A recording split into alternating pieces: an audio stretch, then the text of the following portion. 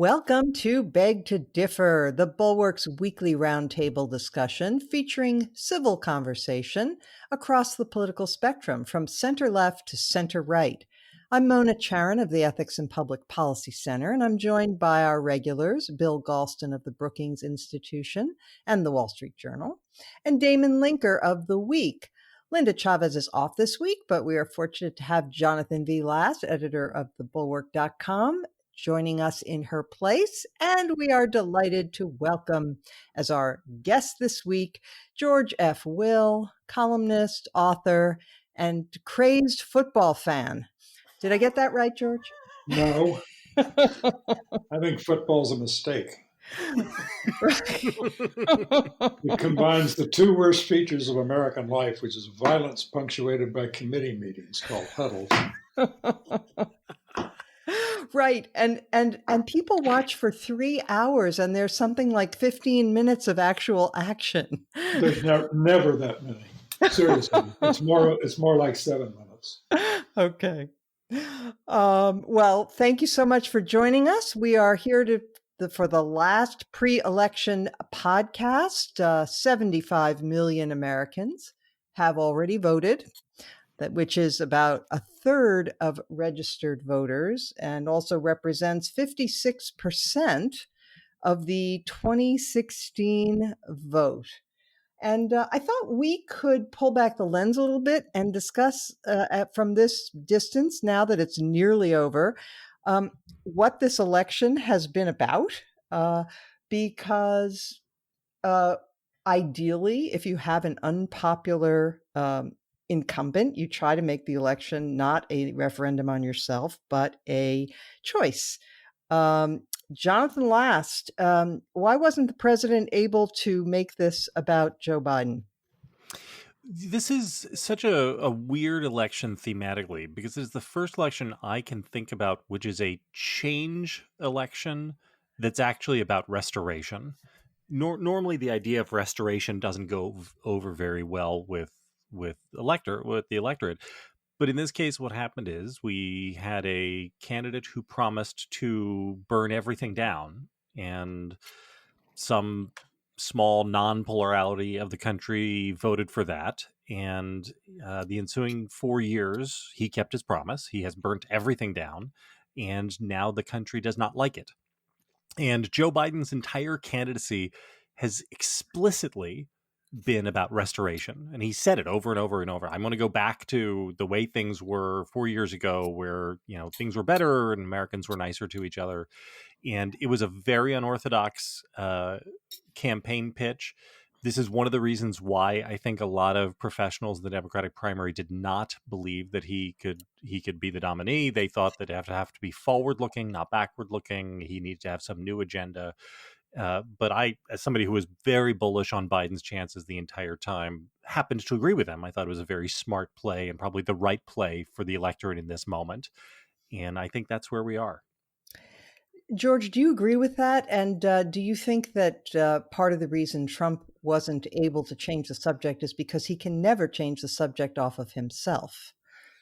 Well, that's partly it. I would say this, I can tell you what this is about in 2 words. One is exhaustion and the other is embarrassment. And people are exhausted by being embarrassed for their country 24 hours a day. They're exhausted by the ubiquity of the modern presidency that has been with us for too long, but has become insufferable under the 45th president. So I think I agree with that this is restoration, but it's restoration driven by a kind of desperation of people who are just at their wits' end. Before we began this podcast, Bill, I was doing what I am told by all the mental health experts I ought not to do, but I do it anyway, which is, sort of feverishly checking the polling from swing states. And in light of everything, it is amazing, is it not, that it is still very close in a number of states within the margin of error in Pennsylvania and Michigan. Well, maybe not Michigan, but Florida for sure, Pennsylvania and a few other places, North Carolina. So do you have any explanation beyond, what is your explanation for those who are not exhausted and embarrassed? Well, I think that Donald Trump is a man who arouses intense passions for and against. And he is also a president who has governed very much as he promised he would. And for the people who support him, that's not a trivial matter.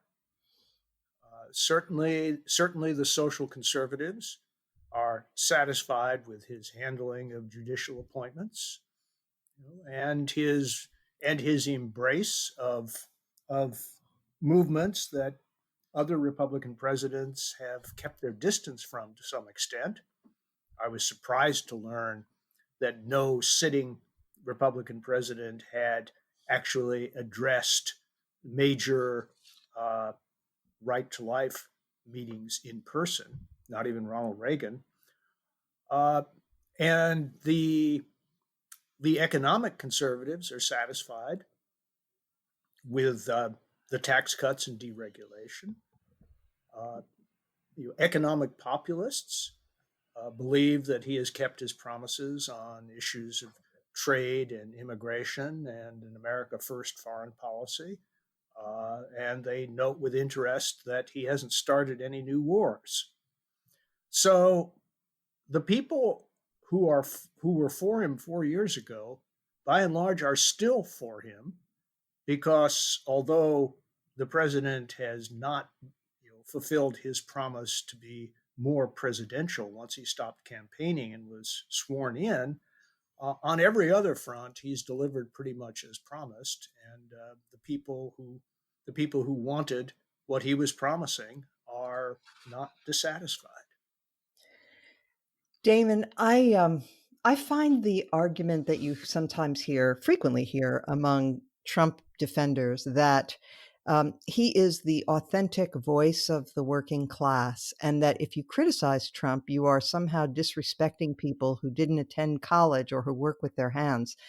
And I find this very condescending to people who fit into those categories, right? I mean, you don't have to have a college degree to find lying and fraud offensive, or to be offended by mocking the handicapped or women. So isn't that kind of a form of condescension on the part of elites that they are always so exercised about? Well, sure. Although I do think, I mean, something real is going on. I agree that it isn't simply a class based thing. And I sort of wince whenever I hear Trump defending intellectuals sort of, rail against elites, which, I thought conservatives actually cared about having virtuous elites and good elites, not attacking all elites as such. But I think when you look at these huge rallies that Trump, despite the pandemic, despite the low opinion polls, is still able to draw thousands of people to come out of their homes, often on cold nights, and even getting stranded by the side of the road, as they did in Omaha, Nebraska a few nights ago. They still come out and seem to love the guy. His message certainly is some kind of a class-based, but much more of a cultural kind of cry of the id, a kind of anger against a perceived slight by their quote unquote betters, people who are viewed as being in the commanding heights and control of certain institutions like the media, universities, and other things, and then quote unquote in Washington.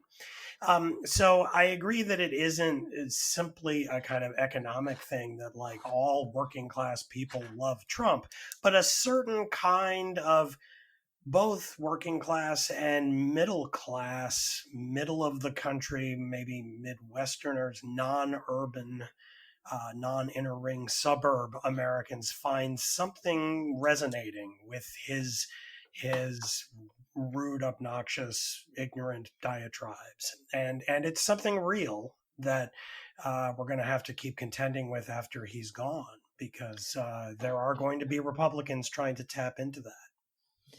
George, you've spent many decades pointing out some of the excesses of the left. But doesn't it strike you, do you agree that the response that says that the answer to left-wing extremism or excesses is to embrace Trump, that doesn't that just run the risk of driving the left even crazier? Yes, and it's the law of the excluded middle. There actually is a middle out there, and that doesn't mean squishy, banana-ish moderation of sorts. There's perfectly principled conservatism that's yet to be heard from. I think the results next Tuesday, which I expect as well as hope to be a resounding Biden victory, I think the results will be in their way more dismaying than the results in 2016. In 2016, Trump was running against an unappealing candidate. In 2016, he wasn't to most people a known commodity. More alarming is the fact that next Tuesday, more than 4 in 10 Americans are going to say, we've watched this stuff for 4 years and we want 4 more years of it. That is an astonishing and alarming phenomenon, but we better be braced for it. About him, by the way, governing as he promised, yes, with an asterisk. Not yes, in the sense that a wall has been built and paid for by Mexico, and not because the national debt has been reduced or any of these other things. What he's done in policy pretty much what any Republican would have done. Taken judges from lists vetted by the Federalist Society, cut corporate income taxes. Good Lord, Barack Obama wanted to cut the corporate income tax. What Mr. Trump has brought, and this is where he has governed as he promised, and this is why all the chastising Trump for breaking norms is so pointless. He promised to do that. He promised to break the rules, and he promised to be sort of in your face, and he's delivered. Hey, Jonathan, George is singing your song there about the dismaying fact that people have looked this in the face. They have lived it for 4 years. They watched that first debate where the president was indistinguishable from a gorilla. And they said, yep, that's what we want. And you've been saying this. Yeah, I would like to see the world in the way that Bill Galston does, where the calculations being made by Republican voters this time around are rational policy based formulations. I just don't happen to believe that. I think that what is going on is that they respond to the Trump cultural insurgency. And this is what they in conservative elite world, they say, oh, the policies are great, it's just the tweets that are the problem. And I think at the level of voters, the policies are beside the fact. The tweets are why they're there. And we're going to test this proposition over the next 4 years, as you see people like Tom Cotton and Josh Hawley, who are going to try to put together a policy-based version of Trumpism without Trump. And they are going to be countered by someone, and it's not clear entirely who that person is. It could be Donald Trump himself, it could be Donald Trump Jr., it could be Tucker Carlson, but somebody who instead of that just brings the Trump norm breaking back to the table. And I have to say, I would be willing to go and place a large money line bet on the future that the next Republican nominee will not be somebody who just recreates the right policy matrix on populism. Damon, let's switch our attention now to the Democratic Party because, it's interesting. The sort of desperate Republicans are trying to say that, the Democratic Party is promising open borders. They're going to have MS-13 move into your next door neighbor's house, and they're going to bring socialism, Venezuelan style socialism down on our heads, so forth. But the Democratic Party, it seems to me, first of all, in choosing Joe Biden, they chose about the most institutionalist centrist candidate on offer in 2020. And if you look at how they won the House in 2018, again, they didn't go for the extremes. They ran people like Abigail Spanberger and Alyssa Slotkin and Jared Golden. These are Mikey Sherrill. These are people who are, pretty centrist in their politics. A lot of them have military experience. Frankly, if you had blindfolded me in 2010 and said these are going to be candidates for Congress in 2018, I would have thought they were all Republicans. So I'd like you to just dilate for a minute, as Bill Buckley used to say, on whether the Democratic Party is likely to be moving in a more reasonable centrist direction, despite all the talk about AOC and so forth.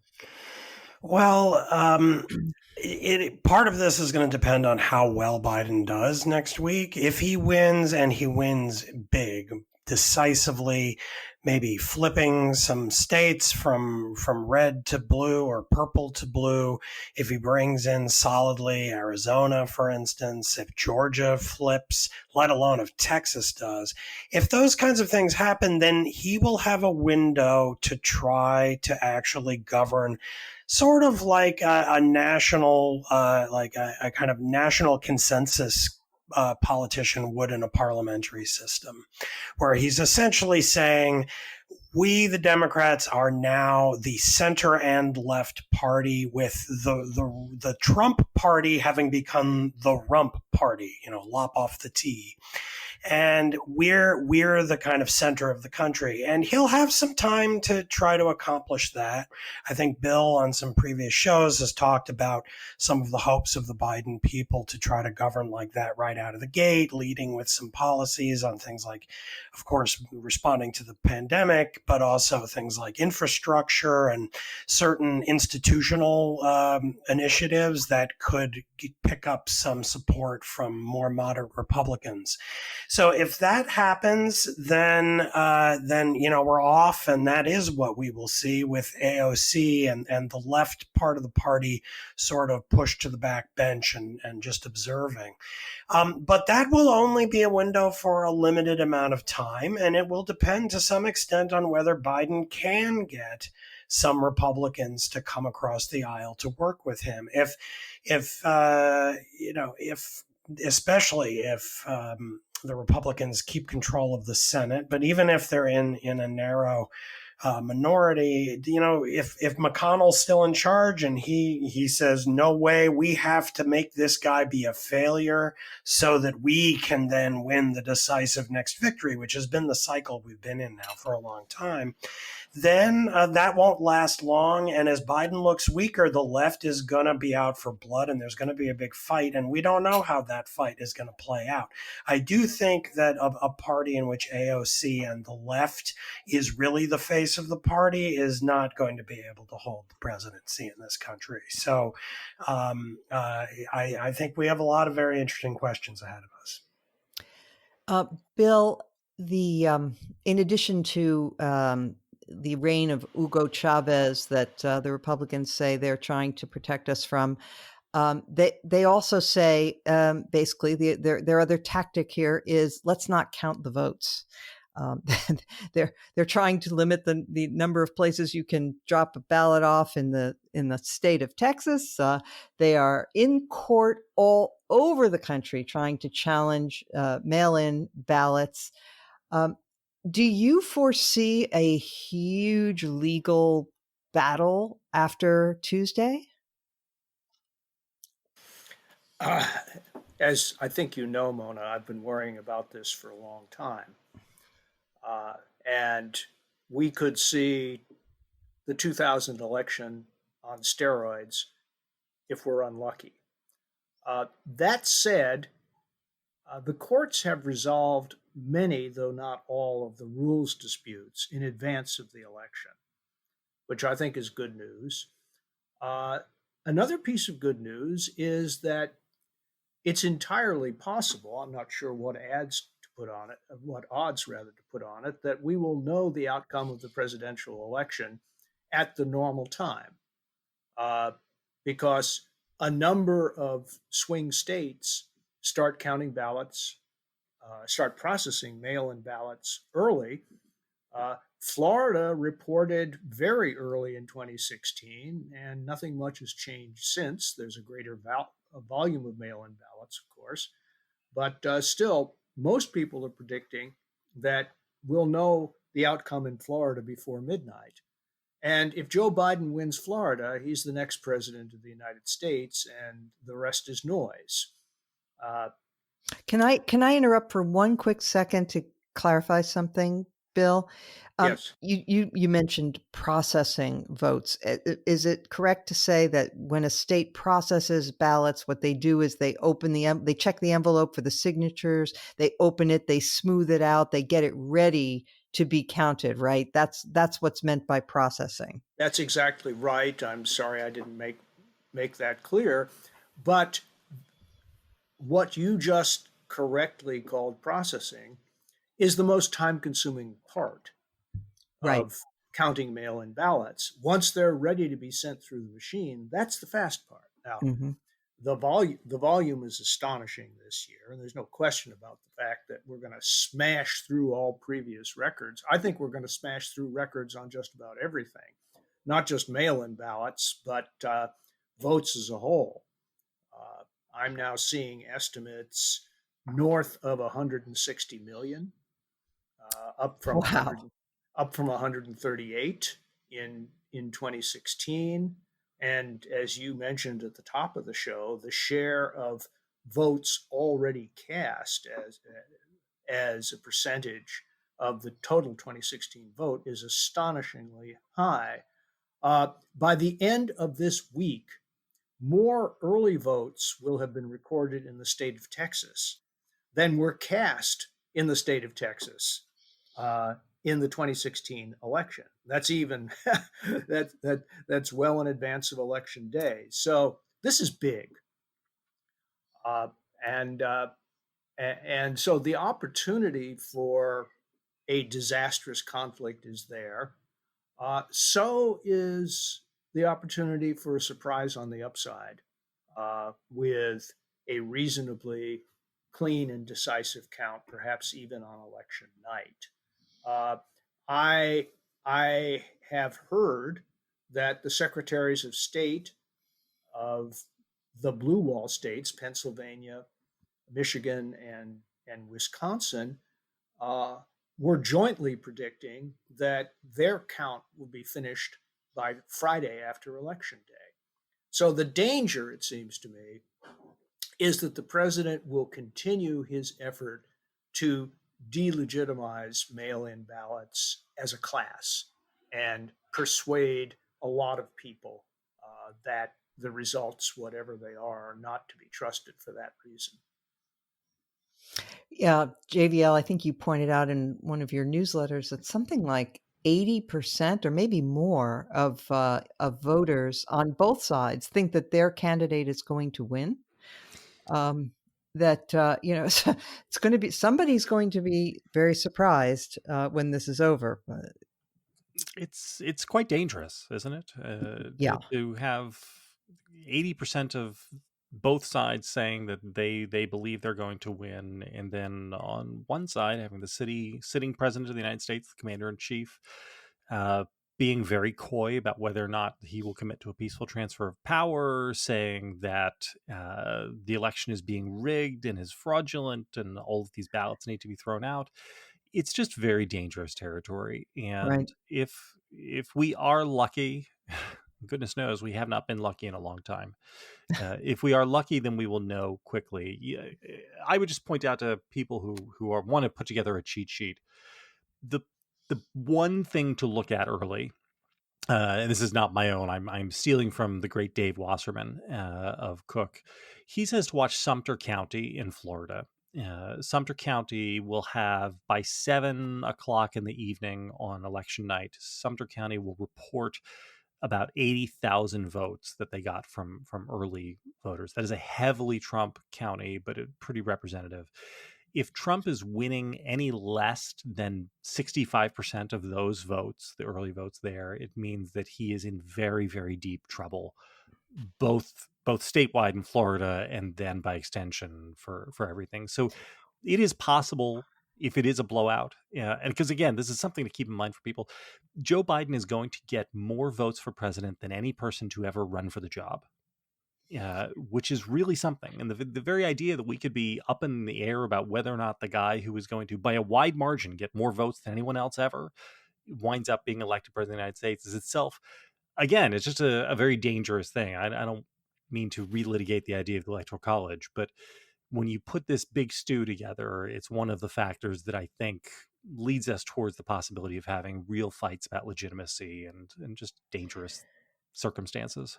One follow-up about Sumter County. I- Is it the case that you can make a judgment based on the mail-in ballots, since we know from polling that such a disproportionate share of Trump voters have said that they plan to vote in person, and likewise, Biden voters said they plan to vote absentee or mail-in. So wouldn't that suggest that we discount the mail-in results, at least until we hear from the walk-ins? Well, the difference is that in Sumter County, they're going to wind up having 75 or 80% probably of all registered voters already having voted by mail. Oh, And okay. that is very rare in the Florida counties. Okay. And so that's why Sumter is they're right now at 74,000 of 105,000 registered voters. Got So it. that's why Sumter County is going to show you with the early vote, a very clear picture of where they're going to end up. Right.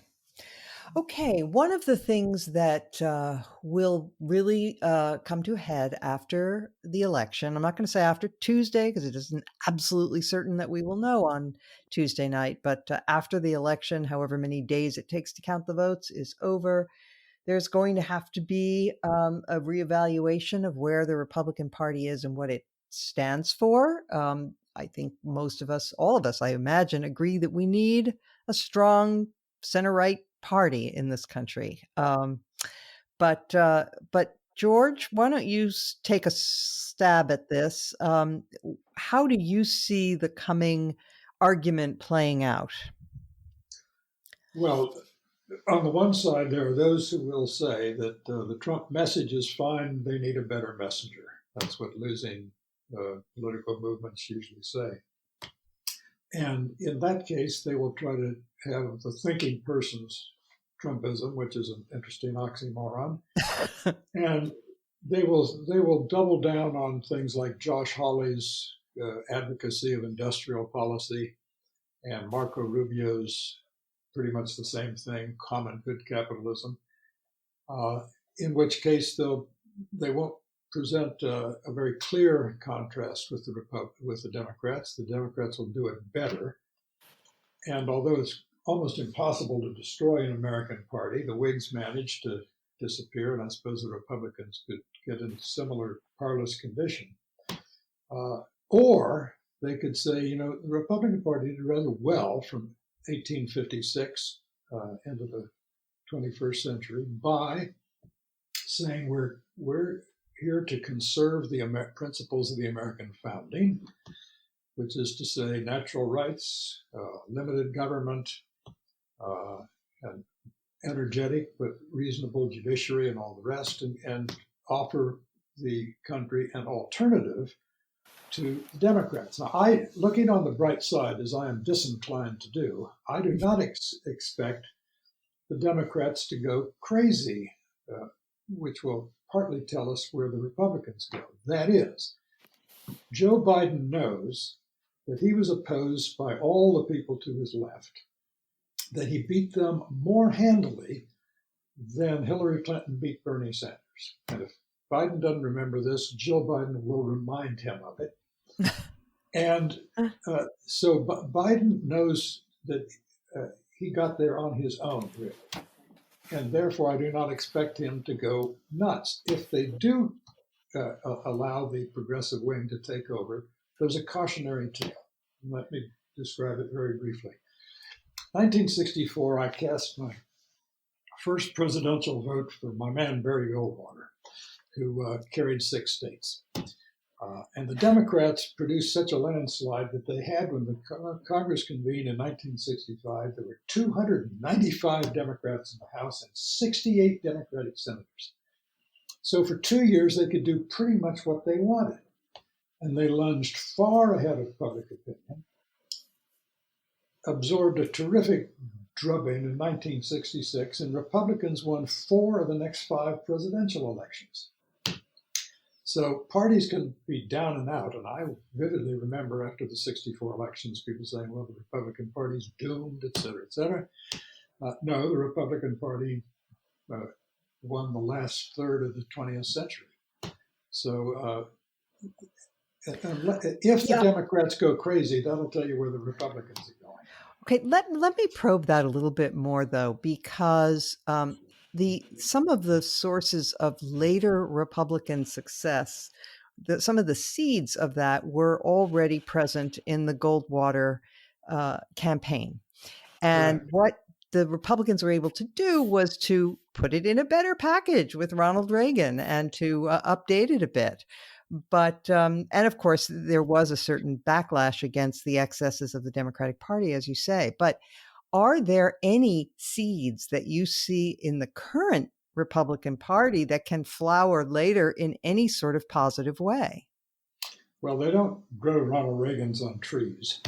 And of course, Reagan began his ascent in 1966, just 2 years after the anti-Goldwater landslide. I don't see the talent there, but that's a reflection more on me than on the talent. I think they're probably out there. I just don't see them yet. But I'm pretty sure that there are some very shrewd people who, some of whom have flirted, to say no more, have flirted with Trumpism and are going to be, I think, tough and intelligent enough to pull back after they see what happens. Let me give you something to watch on Tuesday night. Watch the 1st Congressional District in South Carolina in the Charleston area. Republicans held that seat from 1981, after Mendel Rivers had retired, all the way until 2018, when they lost it to a Democrat who got won by less than 1 percentage point. That was a bad year. 2018 said, well, normality will be restored in 2020. Well, normality in 2020 is, I think, going to be the Democrat holding that seat very comfortably this year. And he's running against a Republican who won her primary by saying, I'm Trumpier than thou. So I think there are going to be all kinds of warnings in the results about Tuesday night for those Republicans who are inclined to say, well, we just need to tweak Trumpism a bit.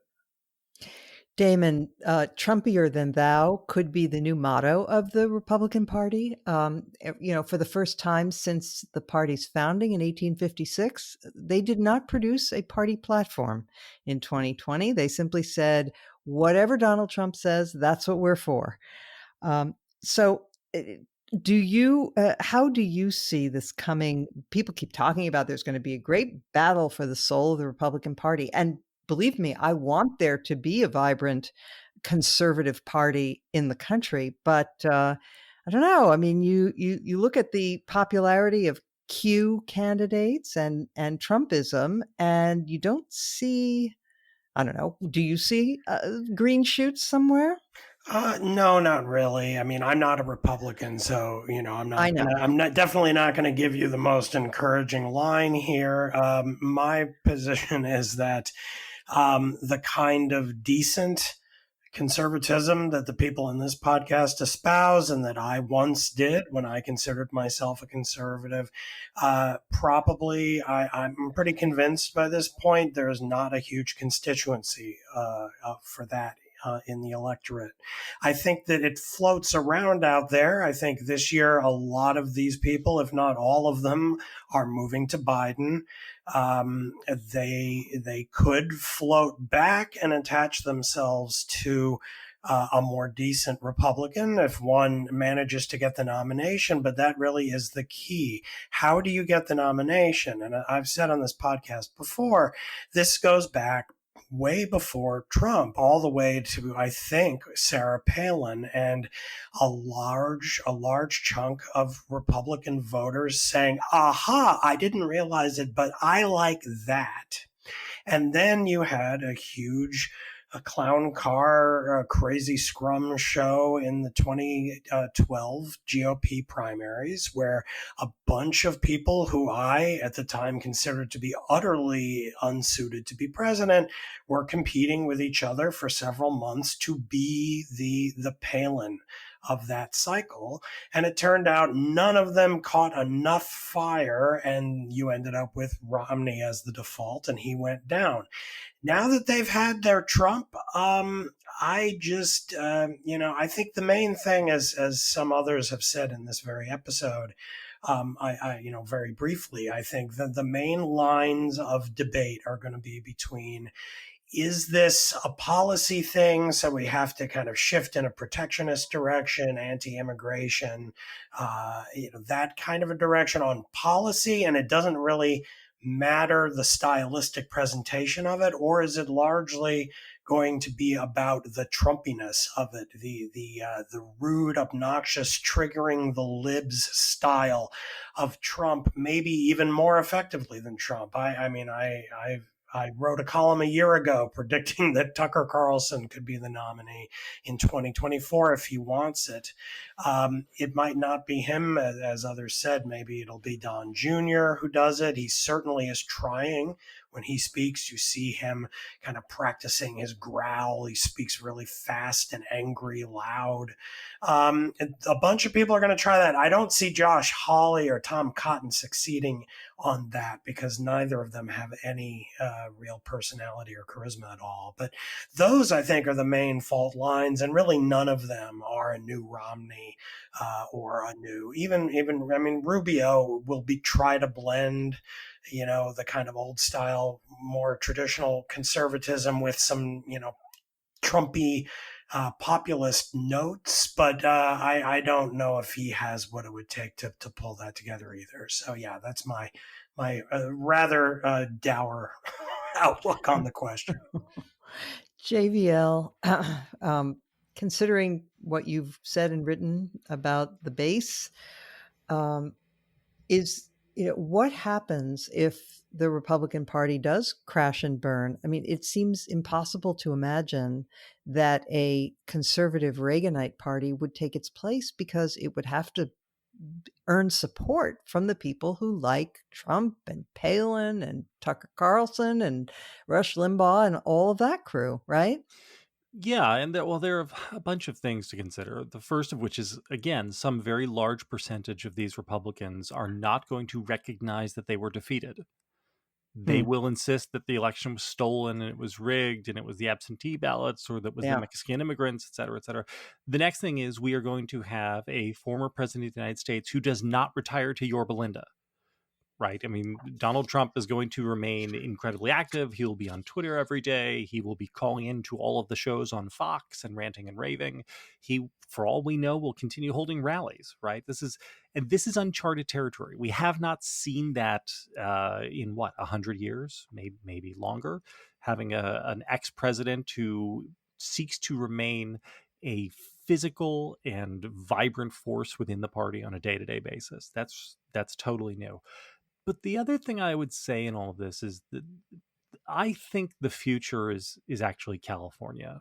We are, if you pull back far enough, it already looks like we're under one-party rule nationally.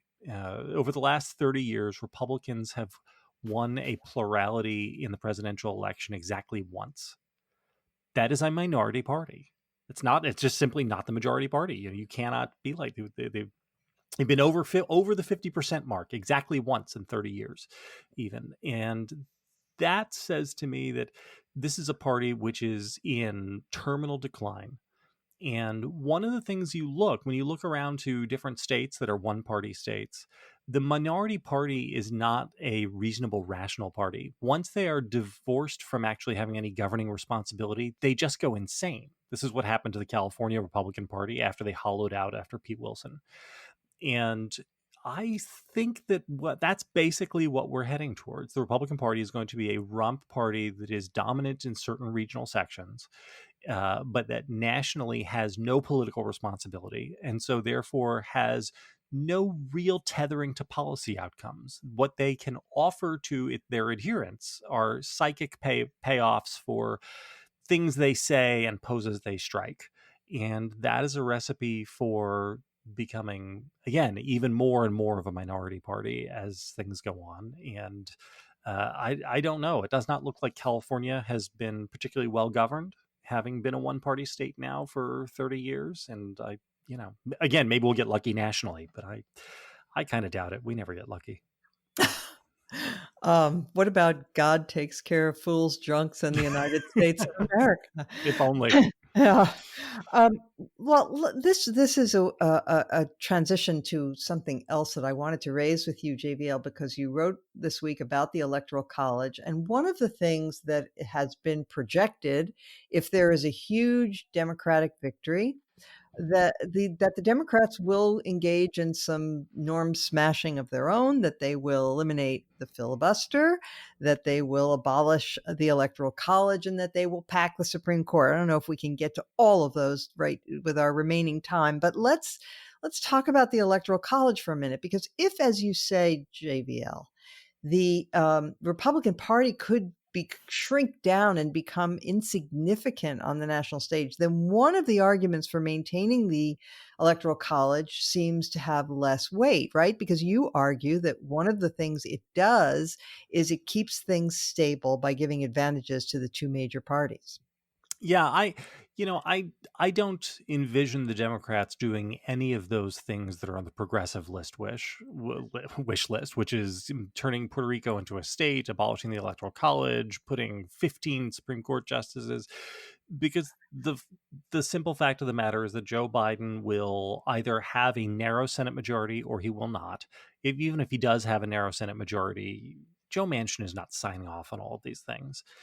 And also, Mark he has Kelly, yeah, Hickenlooper, all exactly. those guys. Yeah. And he has the perfect excuse of, hey, we have a global pandemic raging, which has killed 250,000 Americans so far, and we're going to spend all of our political capital on that. And you know what? That's a Mhm. totally sensible thing to do. The first 2 years of the administration, which is when everybody swings for the fences, Biden has an automatic excuse as to why there is no reason for him to pursue any of the things on the progressive wish list. And so, in that sense, I think he's very lucky politically. Yeah. Bill, you have lots of ties in Democratic circles. How did I say Democrat? I sound like Ted Cruz. Gosh. Rush Limbaugh right here on the program. Goodness. Bill, do you get the feeling that there's going to be tremendous enthusiasm, say, for abolishing the Electoral College, which, by the way, would require constitutional amendments, kind of tough, but the other things as well? What do you sense? Well, I can tell you this pretty much for sure, and that is when it comes to putative President Biden himself, he is distinctly unenthusiastic about the prospect of doing any of those. Mm-hmm. Uh, he has told close associates, I am informed, that he wants to do his best to lead off with pieces of legislation that, in principle, could command bipartisan support if in particular, Mitch McConnell is willing to abandon his 2009 tactics and do business with him. Biden does not want to abolish the filibuster. He does not want to expand the Supreme Court. And as for abolishing the Electoral College, that is a process that would take years in the best of all circumstances. He wants to begin by dealing with the problems that are front and center for the American people, the economy, the pandemic. Uh, and he would also like to put on the table pretty early, as I understand it, an infrastructure bill that would redeem that topic from being a weekly joke and actually do it. And the only circumstance under which he would enter into a process that led to the abolition of the filibuster would be a McConnell Stonewall. Uh, if McConnell decides that the future of the Republican Party and its prospects for a rebound depend upon blocking the entirety of the Biden agenda, I do not think a President Biden would allow that to stand. Uh, he would tell the country after 2 or 3 months of doing his best to negotiate with Mitch McConnell that he now faces a choice that he very much wanted to avoid between abolishing the filibuster on the one hand and uh, and seeing the demise of his program on the other, and that our problems are too urgent to allow an opposition strategy of just saying no to succeed. The price is too high, and so he will reluctantly do what he opposed throughout his career in the Senate. So, in my opinion, and I've said this before, starting on election night, the single most important person in the United States is not Joe Biden and it's not Donald Trump. It's Mitch McConnell. He literally holds the future of the republic in his hands. And if he stands foursquare for the principle that every ballot should be counted and the results should be respected, that will put us on one track. If he throws in with the forces that want to try to obstruct what I suspect will be the clear will of the American people, we're on a very different track, and a much worse one. And similarly, starting on January 20th, will he decide that the problems of the country are too urgent? And if President Biden is willing to have that bourbon with him that President Obama famously declined, that it's time not only for a change of tone, but a change of course, then the country has a chance. But we will be plunged into political controversy and strife and one-term government, and one-party government, if he decides to oppose everything starting on day one. It's his call. Damon, you wanted to get in on this. Yeah, just a quick point that to build on Bill's point. I think also just purely in political terms, it's very smart for Biden to try to break a very bad pattern for the Democrats, which is Bill Clinton wins the presidency, tries to do healthcare reform. It fails, but nonetheless, the Republicans take control of the House for the first time in 40 years with Newt Gingrich. Then under Obama, he comes out, tries to do healthcare reform, does it, passes it with no Republican support at all. And the result is the biggest switch of seats to the right in many more decades even than that. And by margins that dwarf what we saw in 2018. So how about the Democrat comes out of the gate and tries to do exactly what Bill suggests, tries to govern from the center, tries to get some Republican support. And if he can do it, it might actually succeed in not giving him a 2-year presidency. He actually can succeed in continuing to govern rather than facing this tidal wave of opposition that rises up in response to the attempt to enact a progressive reform right out of the gate. Now, the addendum to that, even more briefly, is that in and of itself explains exactly why McConnell is going to be maximally likely to not play ball, because that's the strategy, is make the first 2 years really ugly and hope you can parlay it into a big win at the midterms. And then we're off to the next presidential race and on we go. Okay.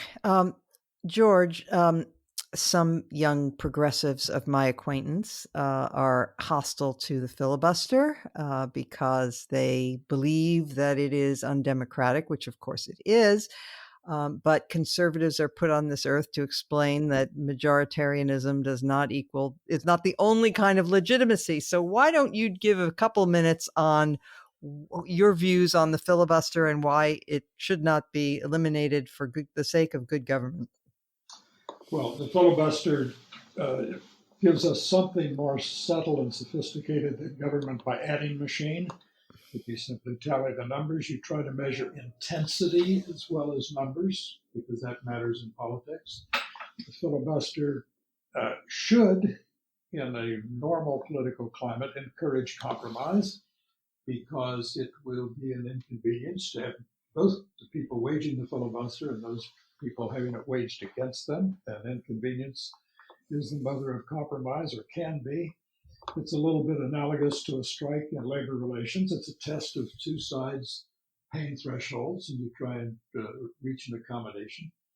There is an alternative to keeping the filibuster or abolishing the filibuster, and that is to going back and reconsidering what a very great Democrat, Mike Mansfield, did in the early 1970s, when he said, we're going to change the rules so that when you announce a filibuster, the Senate can put aside the filibuster bill and go on to other business. If they changed that, if the Senate couldn't go on to other business, and if people had to hold the floor and get back to being a serious inconvenience to one another, that, it seems to me, would be a compromise possible in the filibuster. But basically, there are senators, Bernie Sanders is one of them, by the way, who does not want to get rid of the filibuster, because the filibuster will inevitably, if abolished, turn the Senate into a rather glorified House of Representatives. And institutional vanity would be the friend of good government here. Or I can quote a former senator who said about the filibuster in 2005, arguing that it should be kept, "It does not mean I get my way. It means you may have to compromise. You may have to see my side of the argument. This is what it is about, engendering compromise and moderation," unquote. That was Senator Joe Biden. All right. Let us now turn to our final segment, where we highlight or lowlight something from that we've been reading or noticing. Bill, did you want to get in on that other point about the filibuster before we move on? Just very quickly, Sure. the theory of the filibuster as a compromise forcer is the strongest argument in its favor. It runs up against an inconvenient fact, namely that in recent American politics, it has not done that. It has served rather as a vehicle for doing nothing, creating gridlock. Now, I'm not necessarily arguing in favor of getting rid of the filibuster, but if we are now in an era of politics where one party or the other would rather have nothing happen than reach a reasonable accommodation, then the filibuster takes on an entirely different function, and I think a different cast.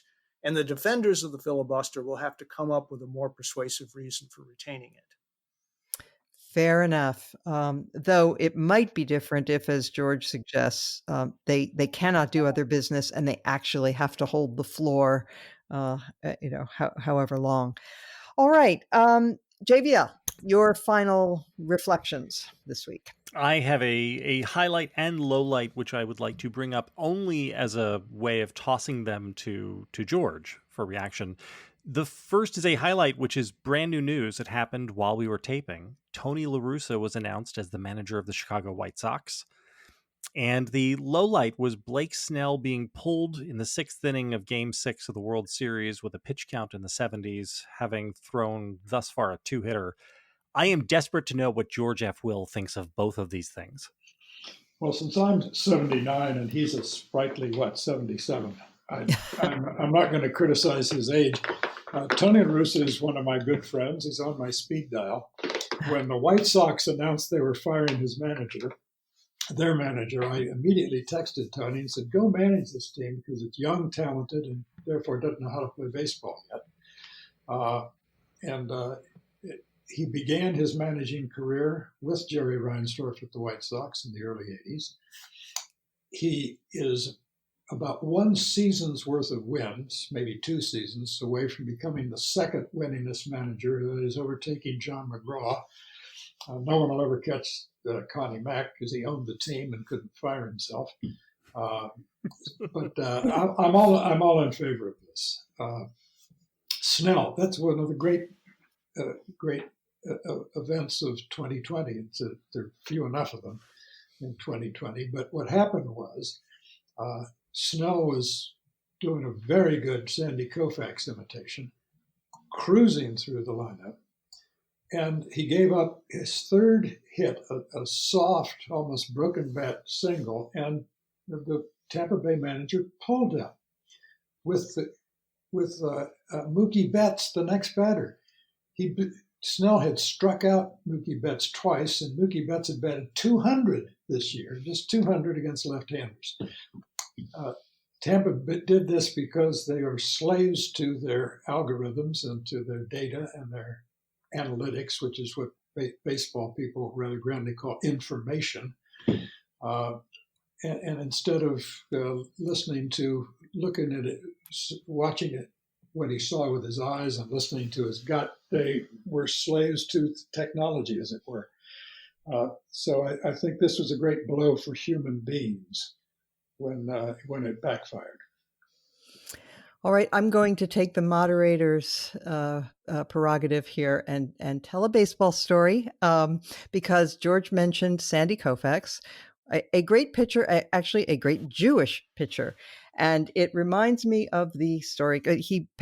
One year he was supposed to pitch in the World Series and didn't because it fell on Yom Kippur. But my story is more recent. It's when there was a great Jewish fan of baseball whose team was finally, after many years, in the World Series, and they were scheduled to play on Yom Kippur. And the man was just so distraught, and he went to see his rabbi, and he said, "Look, Rabbi, I'm so torn. I've been supporting this team for 40 years, and they're finally in the World Series, and it falls on Yom Kippur. I just don't know what to do." And the rabbi said, Sam, come on. Haven't you heard of TiVo? And the man said, "Oh, Rabbi, you'd TiVo the service for me?" Very good. All right. Damon Linker, what do you have for us? Well, this happened just before we went on the air, so this is another hot news flash. Glenn Greenwald, who is probably not very well admired by many people on this podcast, but of course he's a very prominent journalist, has had a big hand in major stories on national security over the last decade or so. He has resigned from The Intercept, the website that he co-founded, with the subheadline on his statement saying, "The same trends of repression, censorship, and ideological homogeneity plaguing the national press generally have engulfed the media outlet I co-founded, culminating in censorship of my own articles." And so he has now moved over to Substack, which is where Andrew Sullivan now publishes his old blog, and Matt Taibbi, who's another kind of obstreperous, left-leaning bad boy journalist who also publishes there now. So that, in the worlds of political journalism, that's a bit of an earthquake, and something that we'll be processing and talking about, I think, in the coming days.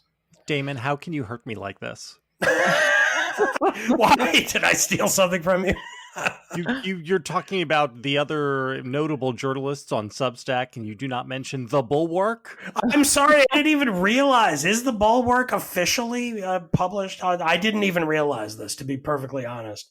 I go to the Bulwark all the time, but I don't notice URLs and so forth. I'm purely focused on the personalities. Of course, the Bulwark is also published on Substack. We're all great journalists. It's not. Mona, will you do the plug for me? Because the people will listen to you. You know what? It's just so funny that you brought this up, because for my last item, which we'll get to in a minute, I'm going to do a plug about the Bulwark, and it wasn't even planned, and nobody asked me to do it. So that's funny. But I'm going to hold off until we have heard from Bill Galston.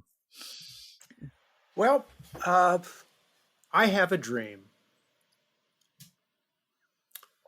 Either late on election night or early on election morning, we will learn that the state of Strom Thurmond and John C. Calhoun is represented by 2 African Americans, one of each party, in the U.S. Senate. Wouldn't that be a story? It would. That would be something.